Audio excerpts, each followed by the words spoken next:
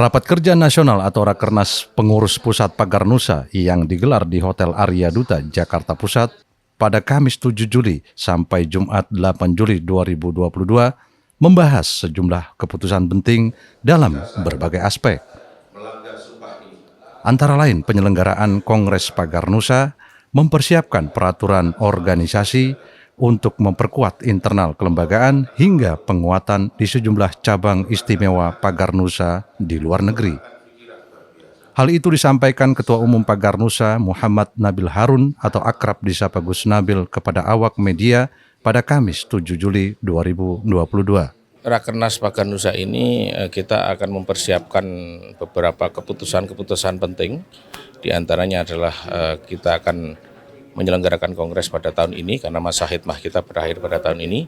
Kemudian juga peraturan-peraturan organisasi yang memang dibutuhkan untuk instrumen untuk penataan di internal Pagarnusa, karena Pagarnusa sekarang bersiap untuk mendunia karena kami sudah memiliki 6 cabang istimewa di luar negeri dan kami akan terus bergerak, dan perkiraan di tahun 2024 kita akan memiliki 12 cabang istimewa di luar negeri, dan ini harus kita persiapkan karena diaspora kita di luar negeri sangat banyak dengan kader-kader yang sangat potensial, dan Pagarnusa kader-kadernya diisi dengan kader-kader yang sangat beragam, mulai dari akademisi, politisi, pengusaha, dan lain sebagainya. Pada kesempatan itu, Gus Nabil merasa bersyukur bahwa peran seluruh kader Pagarnusa sangat dinantikan oleh Ikatan Pencaksilat Seluruh Indonesia atau IPSI.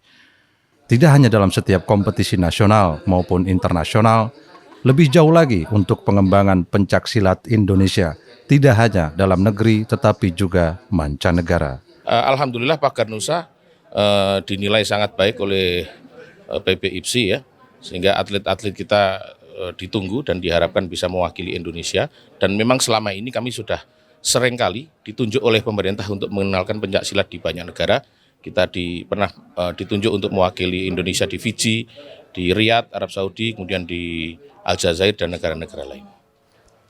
Terkait sistem pendataan kaderisasi, Gus Nabil menjelaskan, secara kelembagaan Pagarnusa telah melakukan sistem digitalisasi. Selain itu, proses verifikasi terhadap kaderisasi dan keanggotaan Pagarnusa juga dilakukan secara ketat dari level nasional hingga tingkat ranting. Anggota Komisi 9 DPR itu menegaskan bahwa menjadi Pagarnusa memerlukan tahapan dan proses pendidikan yang tidak mudah. Ini pencaksilat sebagai satu-satunya bela diri ya, seni bela diri asli Indonesia ini harus kita pertahankan, harus kita jaga, harus kita rawat. Karena kalau bukan kita siapa lagi? Jangan sampai justru orang Indonesia bisa bela diri lain justru tidak bisa pencaksilat. Kita sekarang sistem pendataannya sudah digital ya.